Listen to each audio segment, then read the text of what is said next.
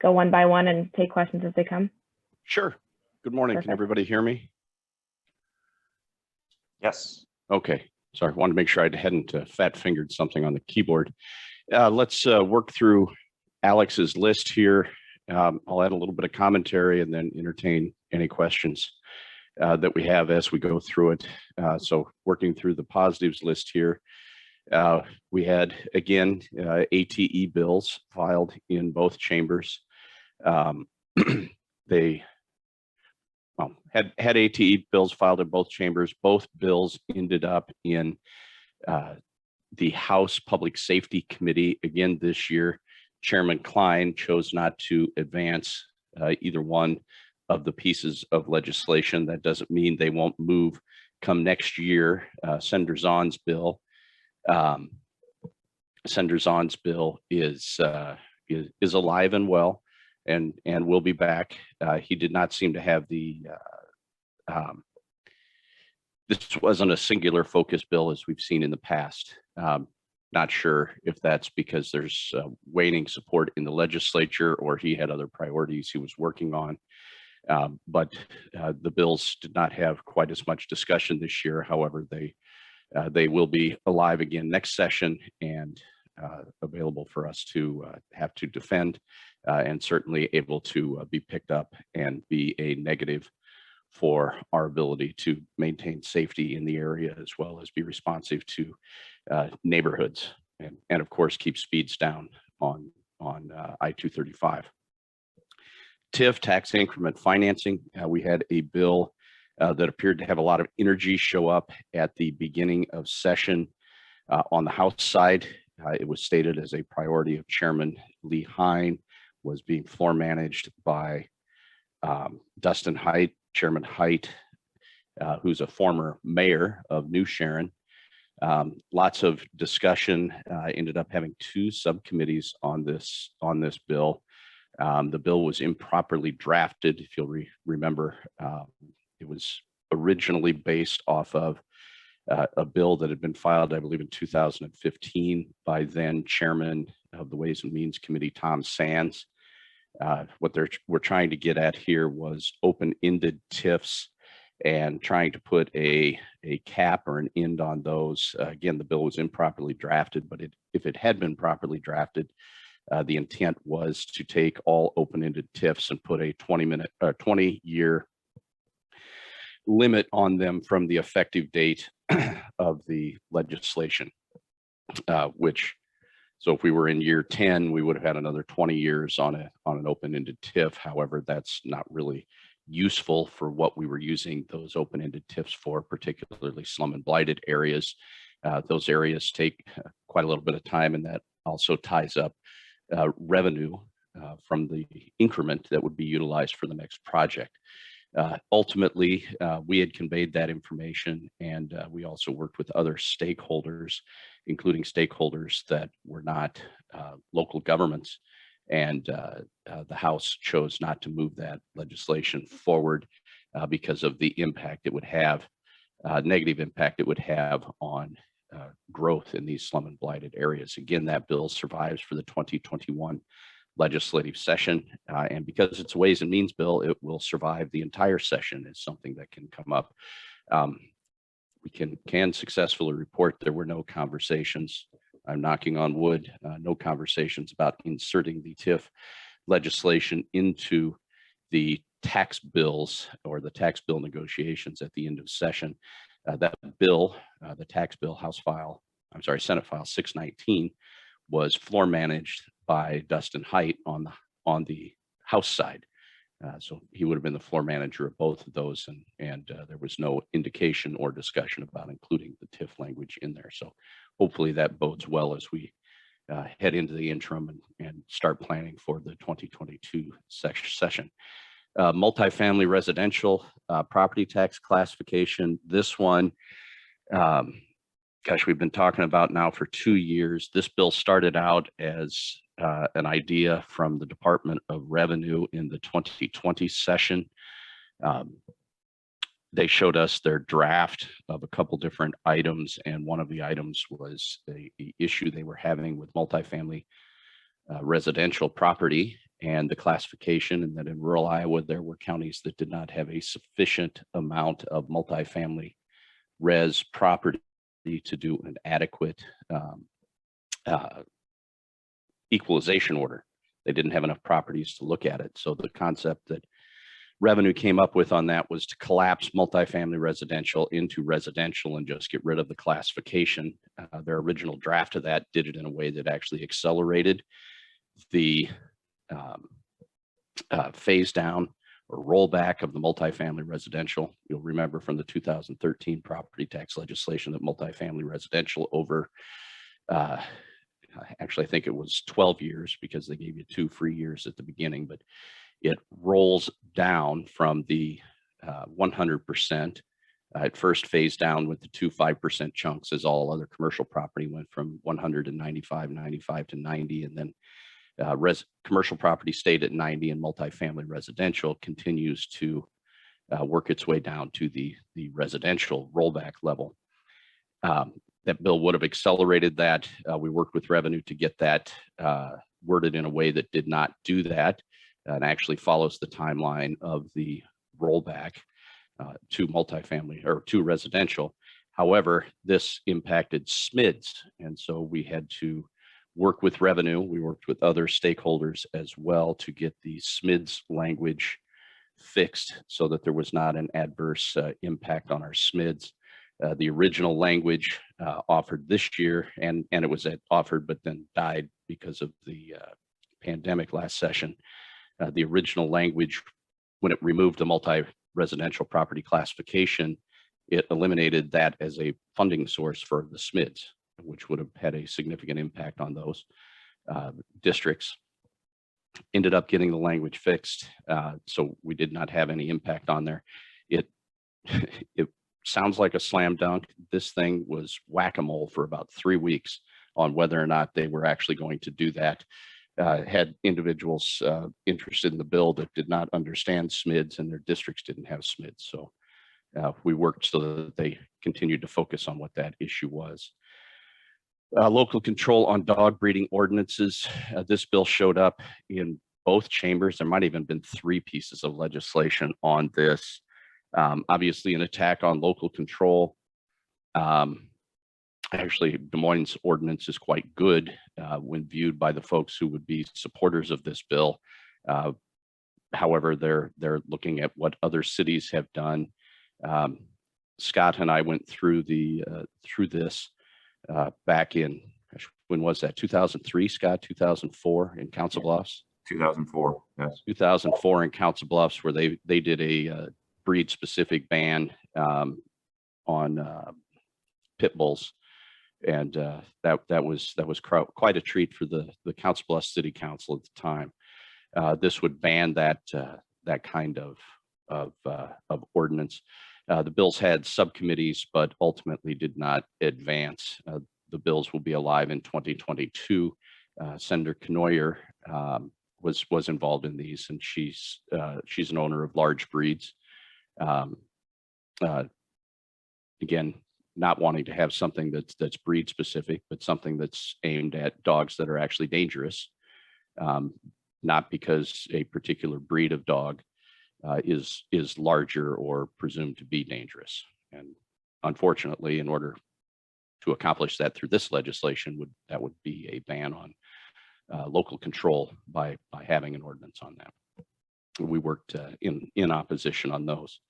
Retirement benefits, we had a couple different things going on here. You had the 411 bill was the big one. That bill was clearly articulated as a priority of the House. On day 2 or 3 of session, the House State Government Committee met, and the chairman articulated this as being the #1 priority of the House State Government Committee. They quickly moved it out of committee, and then off the floor of the House, it sat in the Senate and ultimately was not taken up. There were other items that were addressed as far as retirement benefits in other bills. One of them was accrued sick leave. You'll see at the bottom that showed up in the back, the blue versions out of the House. Ultimately, the accrued sick leave piece being able to use your sick leave as to pay for health benefits after retirement was removed by the Senate from the final version of the Back the Blue bill that passed the Senate and was taken up by the House. So there's that one. Tax changes, lots of pieces put into the House bill this year. The House tax, or the compromise tax bill, was Senate File 619. Of course, 619 had the elimination of the backfill in it. We'll talk a little bit more about that later. But as far as positive pieces here, it increases the workforce housing tax credits to 40 million, and then 35 million for 2023. They're trying to get rid of the backlog and then have sufficient money going out. 28 million set aside for large cities in FY22. There was an effort while this was moving through to do more than just address the backfill or backlog in those applications, but to try and increase the amount of money that's going into that, so we don't get ourselves into a backlog situation again. And ultimately, these are the numbers that they landed on, but they understand the issue. They extended the brownfield gray fields for another 10 years through 2031. Sorry, Alex, I just noticed I was reading my own version of this and not looking up at your document. Sorry. They created a disaster recovery and eviction prevention program in the bill. They also created a downtown loan guarantee program so that businesses businesses damaged by the pandemic can get money to reinvest or reopen following the pandemic. And hard to argue. Arguably, we could put the expand elderly property tax credit in both the positive and negative columns. The elderly property tax credit already exists, but they expanded some of the benefit and eligibility to that. That is certainly a positive for individuals wanting to stay in their homes and trying to live on a fixed budget. I believe it's capped at either 200 or 250% of the poverty level for the individual based on their particular qualification standards. Going to use this one as a segue into the backfill under negatives. There's a provision in existing law that provides that if the state does not fund the homestead tax credit, the elderly or disabled tax credits, the military tax credits, if the state doesn't fund it at 100%, then the tax credit is lowered to accommodate the funding that's made available by the state, and the individual taxpayer receives a reduced amount of that credit. This elderly property tax credit, as it was amended, has language in there that in effect notwithstands that particular provision, states that that particular division is not applicable if the state should not fully fund the elderly property tax credit. So if they fund it at 75%, the local governments are left would be left to pick up the remaining 25% commitment from the state, but they do it out of the local funds instead of the funds of the state creating the property tax credit. Again, using that as a transition into the backfill, 2013, the state voted to create a rollback of their own for commercial and industrial property. That rollback was capped at 10%. The first year they did 5%. The next year they did 5%. Ultimately, that's a little over $150 million that the state committed to paying local governments to make up the difference in losing that 10% in valuation. There's nothing in there that put a sunset on that. However, virtually from day one, we were told that that was not a promise that they'd be doing it forever. We've been on this wall for 5 or 6 years, pushing back on saying, please fund the backfill. This year, we lost that battle. However, would submit to you that having it phase out for the city of Des Moines over 8 years is far superior to anything that we've seen in the past. Not saying that that's all roses, right? But remember dealing with a bill that had pretty big support in the Senate back in 2017, was it, when they first took control? there was a bill that would have had a 3-year phase out, and we actually had other local governments willing to cut that deal over on the Senate side, and there were provisions in there that the League of Cities had actually worked up that bear a striking resemblance to the provisions that showed up here, as far as bifurcating between cities with a lot of growth and cities with lesser growth and having differing times to phase out. So we've actually been able to push back on this significantly longer than really anyone would have expected. Doesn't mean that's great to lose it. However, this backfill phases out for the city of Des Moines over 8 years because our growth did not exceed 131.25% from 2012 to 2019. Had we exceeded that, the phase out would have been in 5 years. I believe that's a little over $600,000 a year that we're going to lose in our budget. Am I remembering that number correctly, Scott? Yeah, over 600,000, equivalent to about 60 cents on the levy when it's all phased out. I would add another talking point there. It's equivalent to losing roughly $40 million of valuation. Big numbers. Very big numbers. And of course, timing is everything. This year, the legislature was pointing, especially the floor managers were pointing to the significant amount of federal money over the next couple of years that municipalities are going to be receiving as part of the recovery packages from the federal government. Of course, we all acknowledge that that's one-time funding, and we shouldn't be basing our budgets on one-time funding. However, the legislature pointed to that one-time funding and said this helps you make this transition. Also, with the timing, the pandemic, arguably not expected, but the pandemic did result in a lot of real estate valuation growth, and that valuation growth was picked up in our property tax valuation notifications. Obviously, legislators received those as well. And so they paired that together in their talking points on this, saying, look, we know this is going to hurt your budget. However, you've just picked up on average 10% in valuation increase on your residential property. And you also have all this federal money coming in. So while we hate to get rid of the backfill, now you're in a pretty flush position to be able to handle a phase out of the state dollars and be able to prop that up with your own valuation increases. That's a sleight of hand for we're going to let you increase taxes or not decrease your taxes, your millage rates, because of this growth in valuation or because of the federal money. Instead, we're going to capture that and use it to pay for mental health. One thing we do know was discussed, in particular on the House side, was a potential for wanting to revisit the concept of capping millage rates or capping growth in budgets.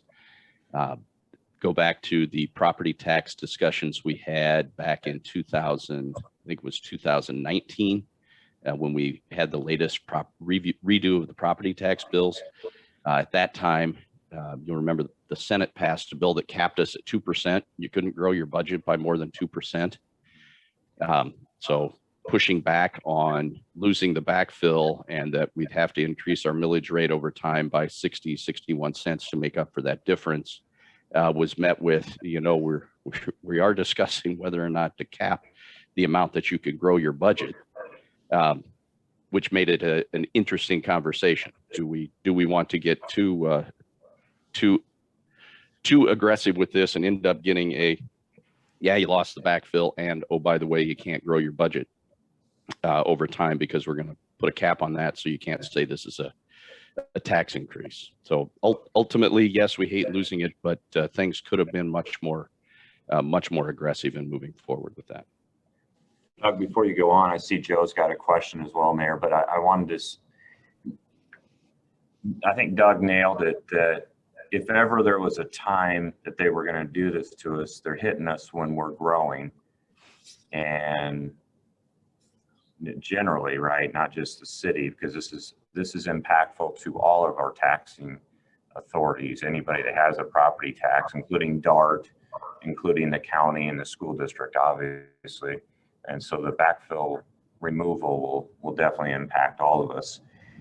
Again, for those that asked, probably the highline talking points are that it's over $5 million annually. It's about a 60-cent tax rate impact when it's fully phased in or phased out.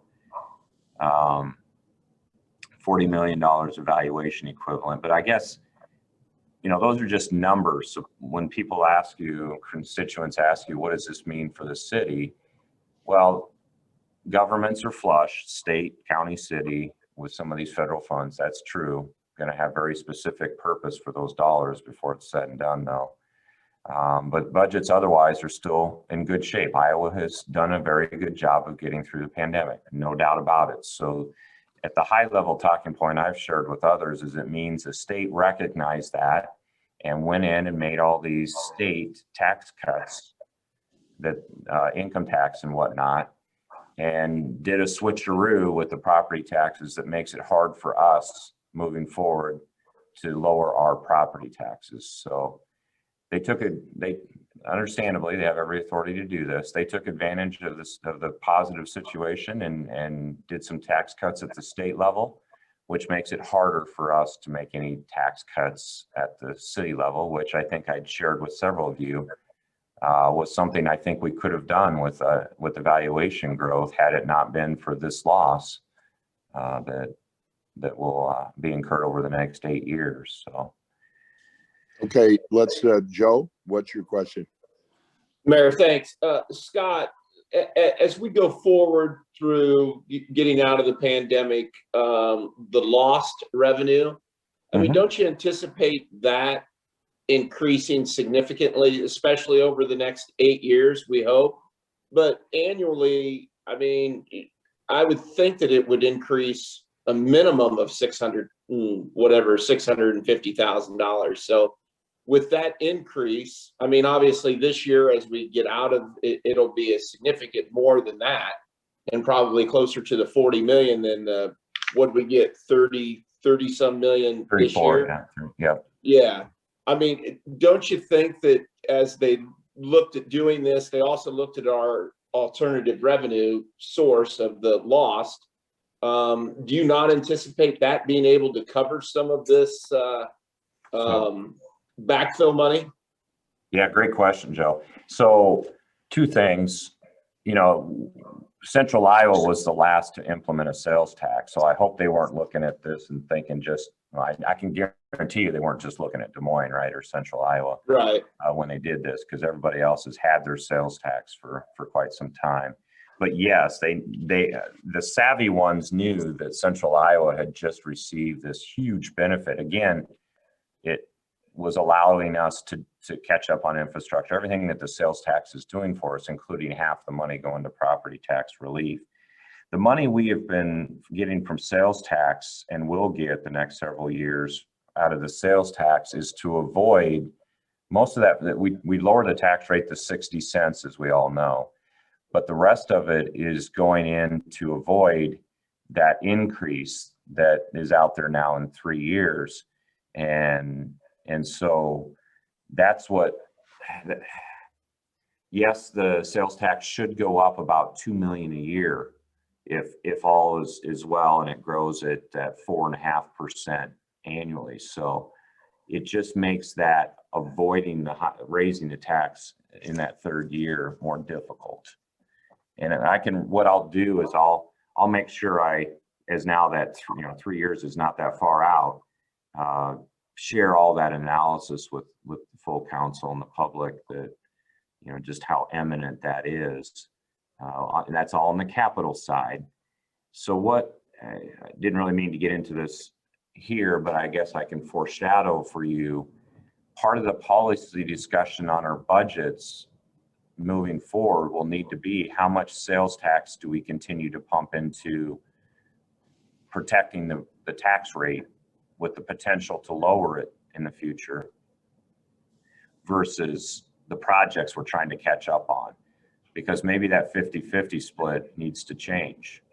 It's just something to be thinking about, because we might need to put a little more sales tax into buying down or avoiding the tax rate increase that's coming up. And you'll be able to show us some of those scenarios, Yes. you know, within the next six months or so, or even sooner. You'll be able to share with the council some of those types of scenarios. Those are something we probably need to start looking at. I know 3 years seems like a long time away, but really, as we all know, it comes upon us pretty quickly, and we need to have a plan.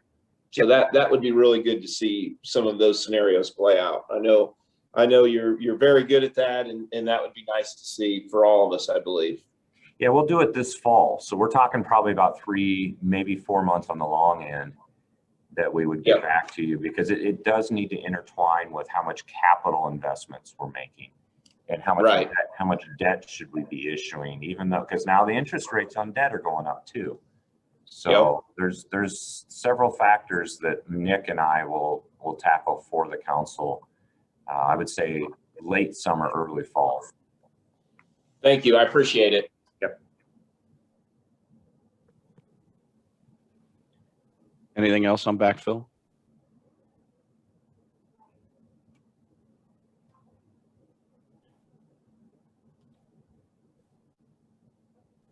Thanks, Doug. All right. Other one, and this one's several months old, but we're doing a legislative recap to cover the session. We ultimately lost the fight on rental vouchers with the legislature. It's set for almost 2 months in the governor's office, and then was signed into law. Obviously, that has a significant impact on Des Moines. At least there's a 2-year phase out of our ordinance. The interesting one here is the dichotomy between what the governor was putting or did put in her workforce housing or housing legislation to help deal with evictions, etc., and also the struggle to find and maintain a sufficient supply of affordable workforce housing. However, signing a bill here that prohibits local governments from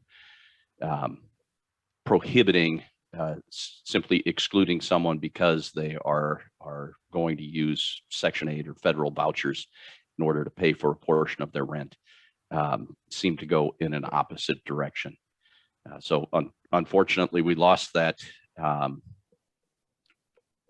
Not much we can do at this point besides work to come up with better ways to or other ways that we can get landlords to continue to work with these folks and get them into housing instead of having vouchers returned. Moving on to other legislation, a couple here at the top that we did not see legislation filed on. However, we did discuss with the council and certainly the government relations team. Fireworks. 2 years ago, there was legislation filed by then Ways and Means Chair Jake Chapman that would have removed a significant amount of the local control in how fireworks retail establishments are handled under zoning laws. In fact, it would have prohibited use of zoning to regulate where fireworks can be sold.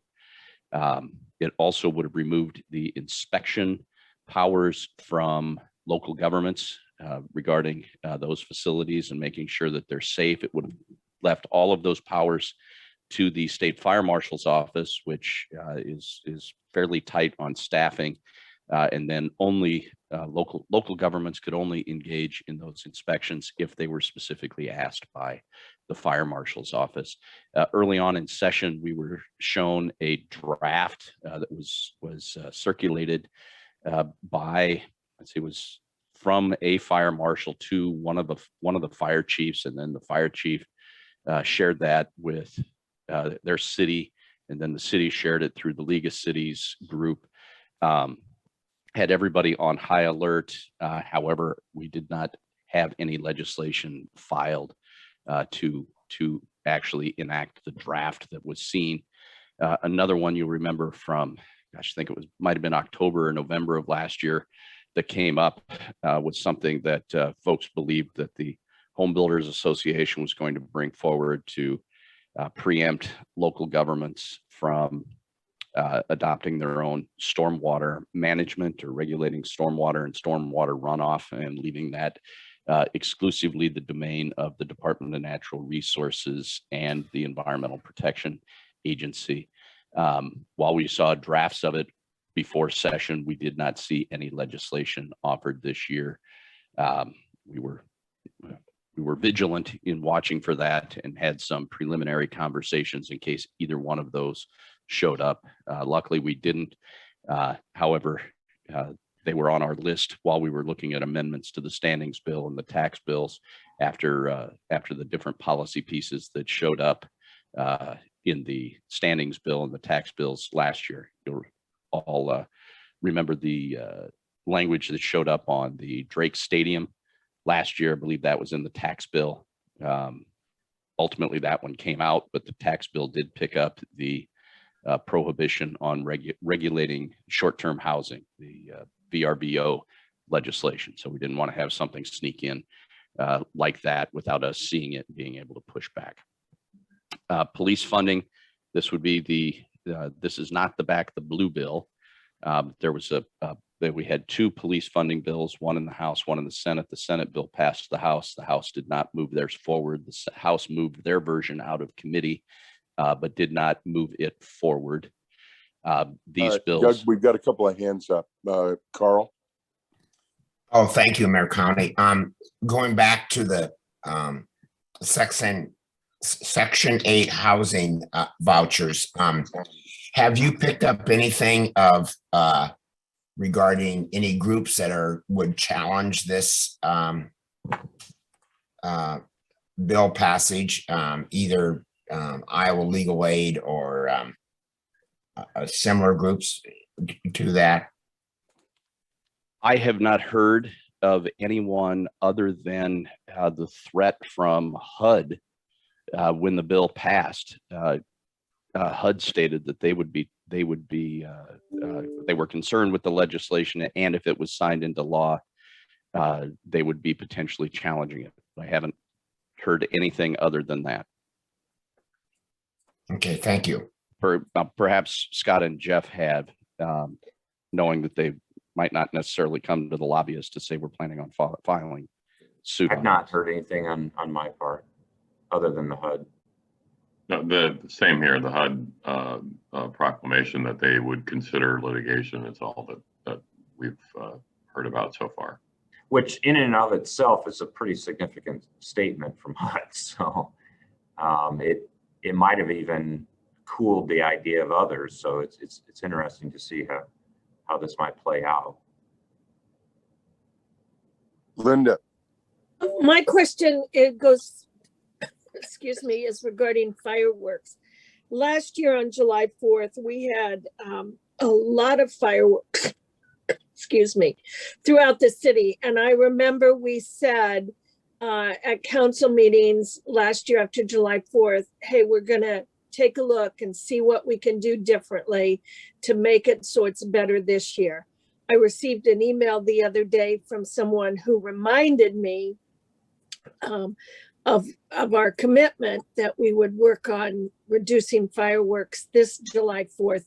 We're pretty close to July 4th. Just a reminder, I would really like us to take a look and address the community as to what we can do to regulate those the fireworks. And I know there's not a lot we can do, but I think we should at least address it. So not a legislative issue, but I just wanted to bring it up while it was on our minds.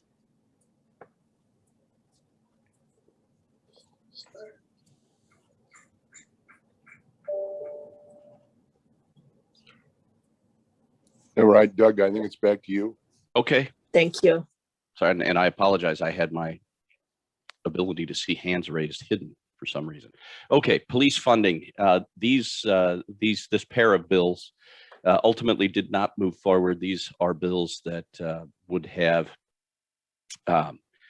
eliminated state funding to communities that decreased the amount of funding to their police departments. They had 4 or 5 exceptions that were provided to that. We worked with legislators to articulate multiple concerns that we had with the bill. Not that the council's anticipating defunding police, but simply looking at the general operations of government and rational, logical decisions that a community may make that could be interpreted under the terms of these particular bills as decreasing funding for police. An example that we use would be the loss of the officers at the school buildings, and whether or not that would be considered a reduction in force and decreasing the funding to police if the school board were to choose not to have those individuals there, or if we were to, as we did, move with parking enforcement from sworn officers to simply employees of the department. Would that be a reduction in police funding? Some interesting conversations on those items. I think 2 of the 3 of them were viewed as acceptable changes that they wanted to that they were willing to consider. However, they moved the bill clean from the Senate. We went to the House and had the conversations as well. We'd had those conversations during the subcommittee, actually after the subcommittee with Chairman Holt. After the bill passed the Senate, it became pretty clear that they didn't think that these bills were going to be moving this year. So there was no need for additional clarity on our language. And so we moved on to dealing with the back the blue provisions that were in there. There's a provision that actually triggers a loss of funding for communities in the back the blue bill for failure to uniformly enforce any.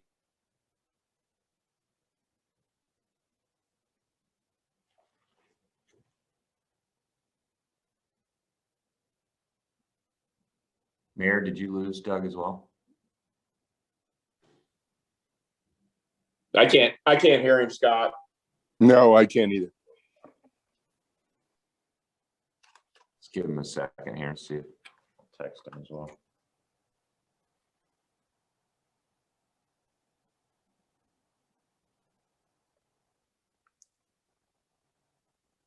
It doesn't look like he's muted, but on the other hand, for whatever reason, he's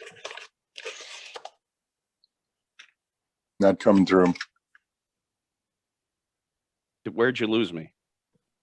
Nope, now you're back. I'm back. Sorry, it Just- crashed on me.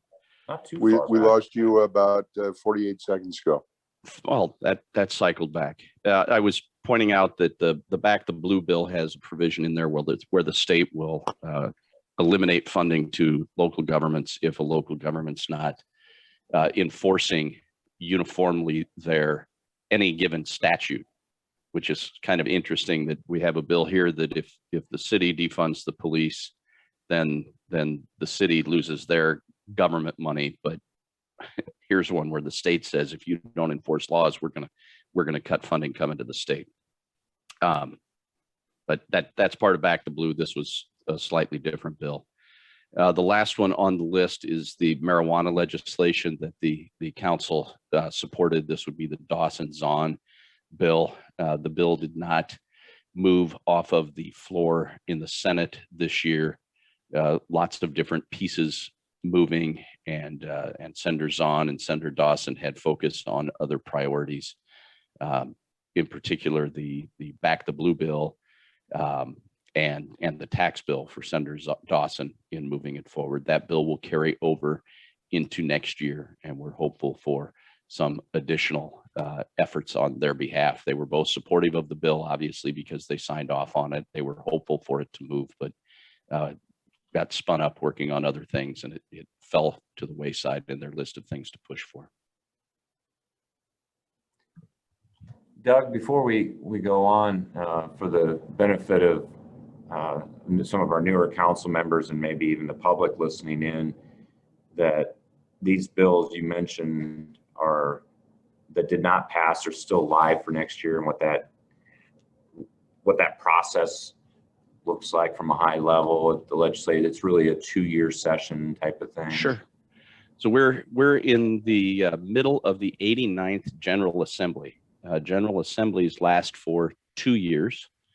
So any bill that was filed during the first year of the biennium survives and is eligible for debate come the second year.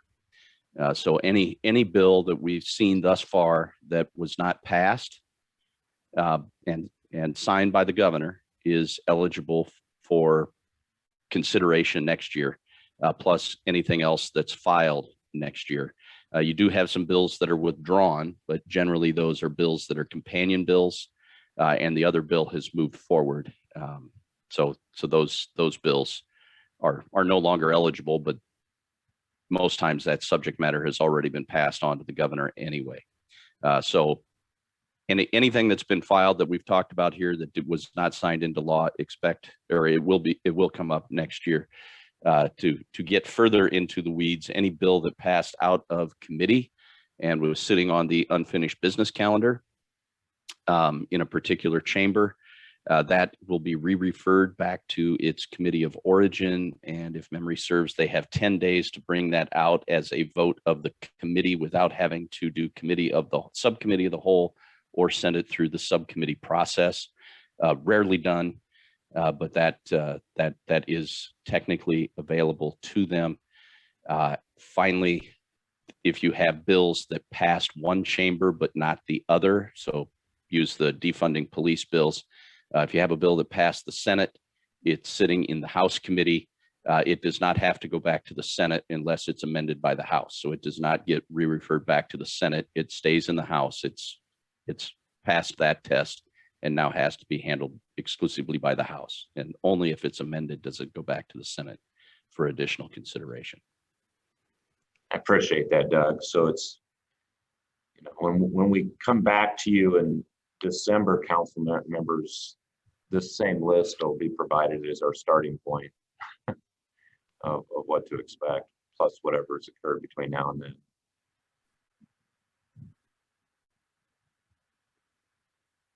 I think that does conclude our comments, right, Doug? Alex, anything we missed, or Jeff, anything? To staff level? Nothing left for me on specific legislation, but Mayor and Council, we will be reaching out, Jen and I, in the next month or so to set up one-on-one meetings with each of you as we have done in previous sessions. So just wanted to give a heads up that that's coming as well. All right, question, Joe, and then it looks like Josh's hand's up too. Mayor, thanks. Scott, can you briefly touch on, I know the extra funding for DART did not go through. Is that on still the table for next year?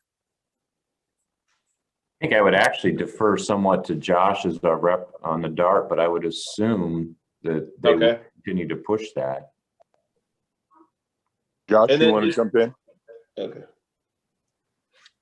Sure. So on the DART piece, I know what legislators told DART staff and the DART lobbyists was, and this was particularly in the House because the language was in the Senate and the governor's version, is that the House folks are willing to work with DART and have conversations about that over the interim and heading into next year.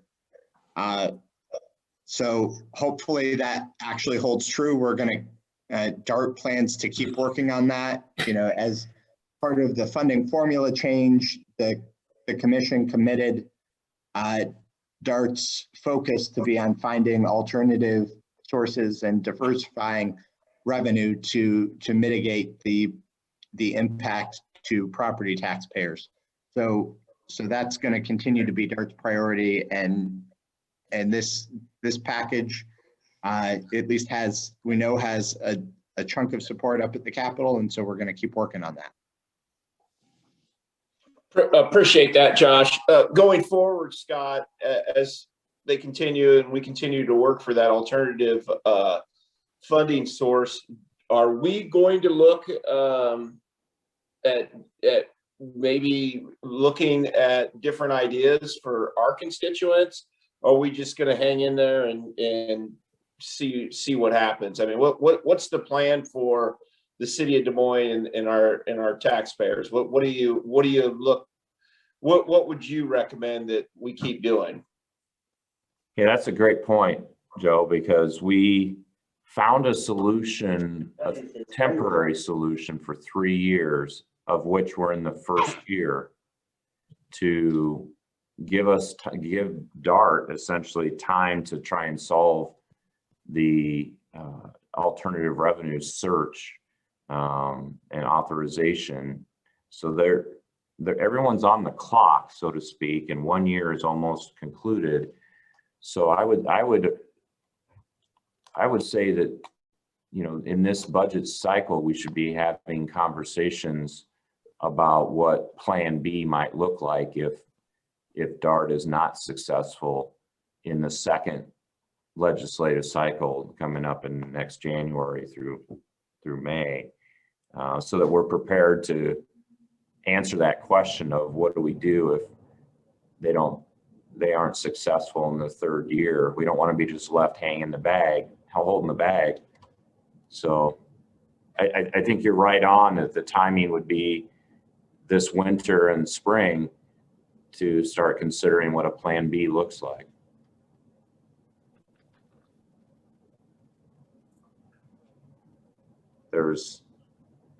It's just, as you look at that bill, and I'm all for alternative revenue, but as we're capped at 94 cents, which was the plan years ago, and everyone was supposed to get to the 94 cents, even though I don't believe that DART will ever be solvent at that, because I believe Elizabeth has told us that years ago. I don't know, I think in that new plan, doesn't ours go to $1.50 eventually? Is that right, Josh? Is that how the new funding lays out for us? So the new funding is based on, yes, it's more service-based and where the service is, and over 8 years, it's an 8-year phase-in. So over that period, we would end up at that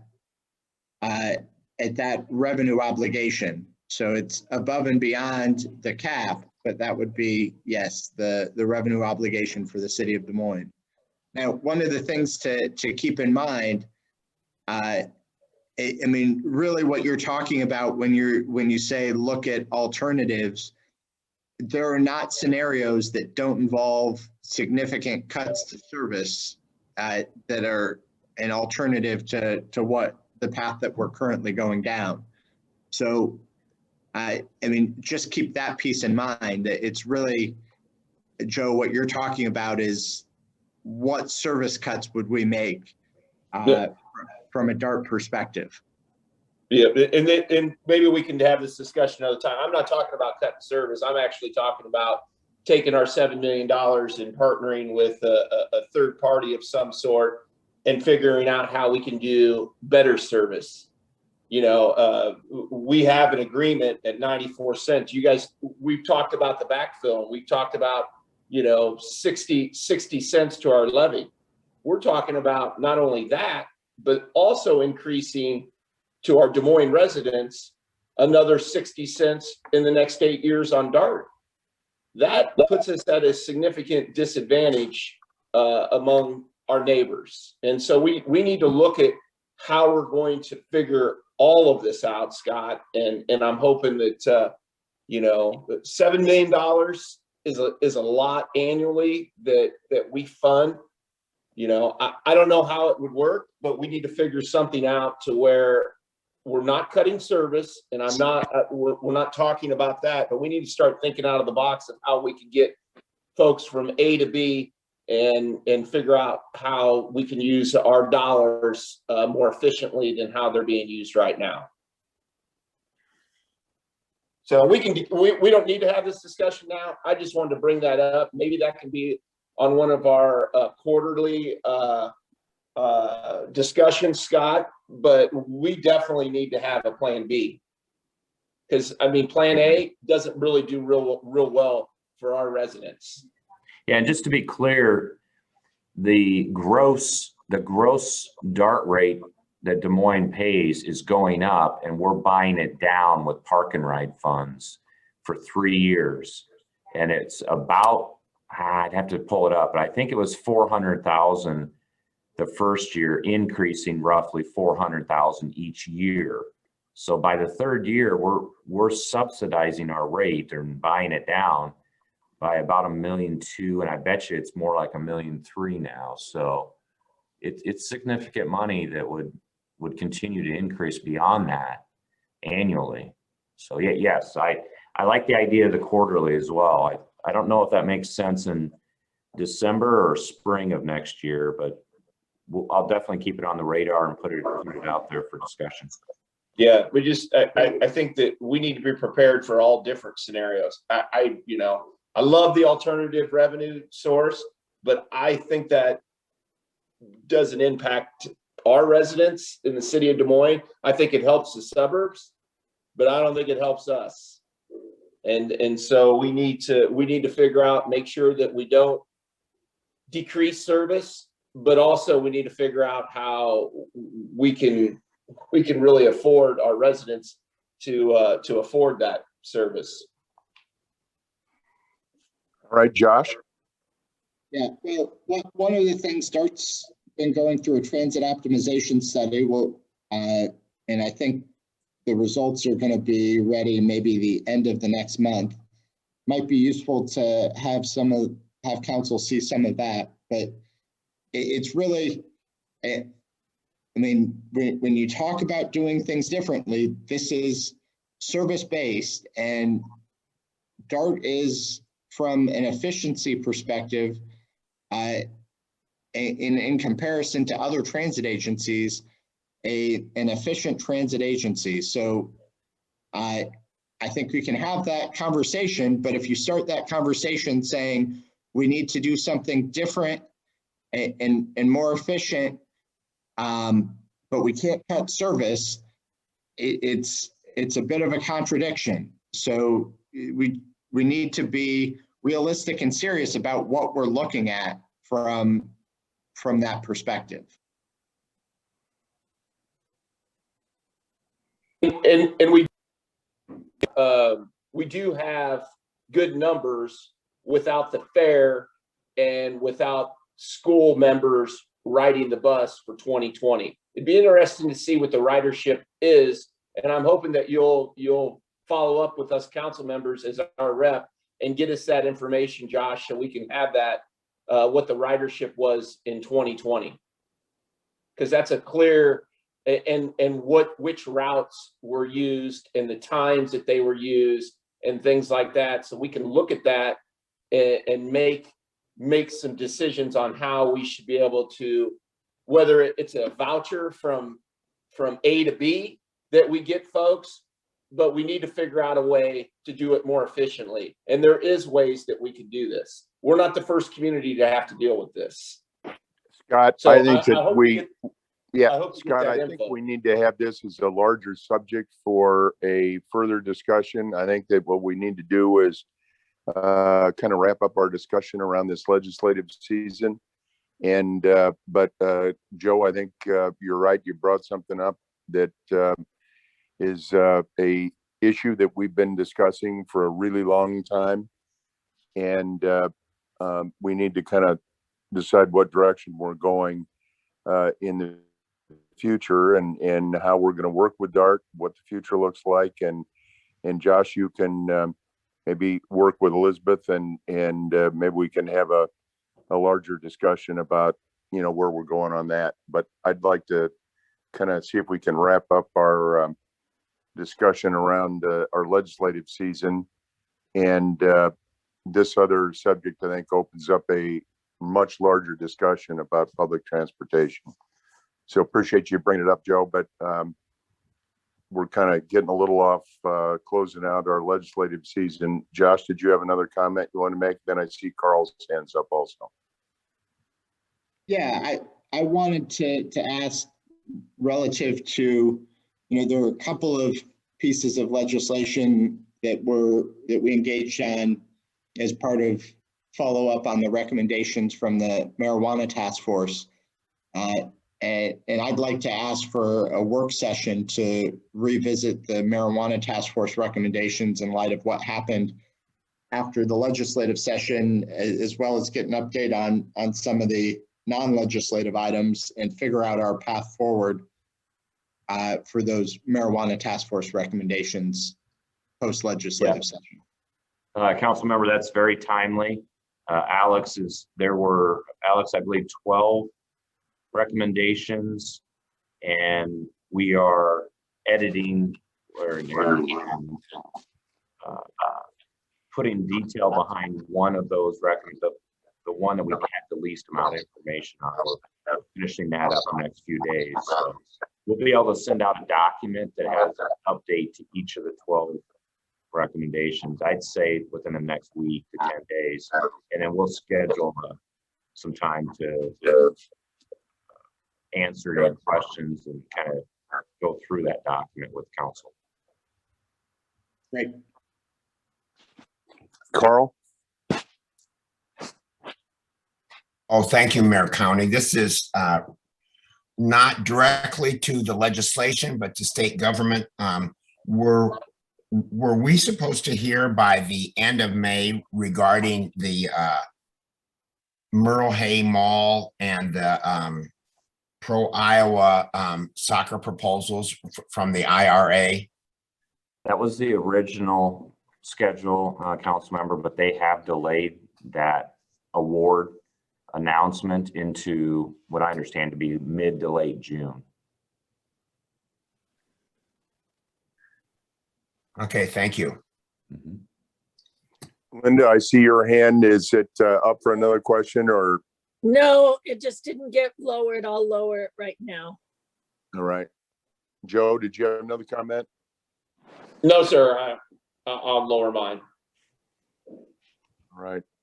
Scott, turn it back to you for a wrap up, and then want to thank everybody for your attendance this morning. I think it was a good rounding out of what happened to us, both positive and negative. I think we, Doug, need to strategize not only finalizing our thoughts about this session, but what we're going to do moving forward to, I would hope, get a little bit more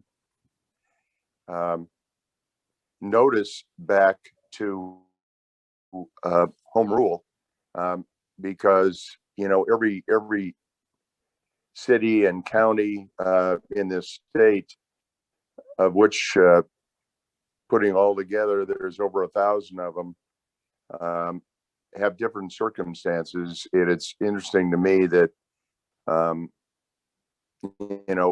small towns, often their circumstances are different than an urban area, and I think that somehow we need to have a further discussion to educate our representatives up there across this state of that difference, and that sometimes the rules that they lay out aren't as appropriate in some areas as they may be in others. So I think local government needs to have more of a voice rather than less of a voice. Scott? Yeah, thanks, Mayor. I do want to take just a second here and thank everyone that's been involved in this session, because there were an incredible number of different types of legislation that came at us, as we all are familiar with. But I don't want to discount all the work that, obviously, in the lead role, we have Doug and Jim Carney helping us get that communication out and understanding of what is coming at us with legislation and what the language means, and helping us fight back some of the more negative aspects of those bills. So Doug, thank you. Let Jim know. We thank him as well. Alex stepped up this cycle and did a fabulous job of keeping us informed, making sure our registrations were accurate, because those oftentimes were a day-to-day task, and sometimes hour by hour as things changed over the session. So I want to send a thank you to Alex as well. And then Jeff is our key analysis person and understanding what the language actually does mean and helping us to then kind of send it to the departments as our subject matter experts out in the departments. We're heavily involved in this session as well. So I want to just send out a thank you to everyone that was involved. An awful lot of different topics, and fortunately we have a strong bench in all these areas that can then answer what is the impact to us if such and such legislation were to actually pass, and how do we make it better. Again, Jeff and legal are quick to be able to jump in. Even some of these bills that we talked about that we're able to circumvent, if you will, or to prevent from actually becoming law, which is good. The ones that we did not want to become law, there were still safety mechanisms in place with language that legal had submitted in case it did get passed. And so I really appreciate that work that the legal was able to do, that we often don't talk about because it didn't end up becoming law, but we had other safety nets, if you will, in place. And I really appreciate that. So thank you, Mayor, for giving me a chance to do that. The other thing I would say is, and this is becoming more and more of a public conversation, as I had the state legislature and what they do is somewhat the doorfront to the rest of the country and the world, for that matter, of the image that they get about Iowa. And it was not a good image in my view, just personally, and as the city manager of Des Moines, what I was hearing coming out of a lot of the legislative session this year. And I think we absolutely do need to be public about that conversation, because others are as well. And it does matter that Iowa and Des Moines has a sense of belonging and welcoming to the rest of the community, to the rest of the world. And it comes to a forefront with refugee and other policies of our residents that are here now, and how we treat all our residents in an equitable and inclusive way. And it's not what is coming out of the most recent legislation. So, there's been just yesterday a large group that talked in the business world about this same issue. We are not alone in being concerned about what the image of Iowa is being portrayed as from the state capitol. So, Mayor, I know that's close to your heart as well, that we really do need to address that in a public way over time, in a careful way, but I think a vocal way at the same time. Thank you.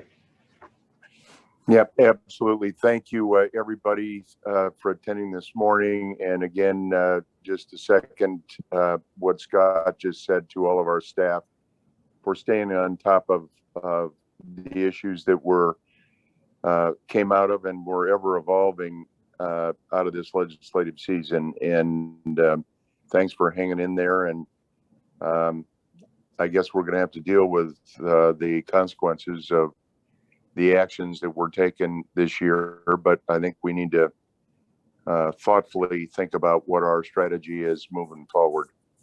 So again, thank you, everybody. Let's come back together and begin to work on that. And Doug, again, to you and Jim and your whole team, thanks for your work this year. With that, this meeting's adjourned. Thanks, Mayor. Good work, Doug. Nice job. Thank you. Thank you, council members. Thank you, Councilman. Thanks, everybody.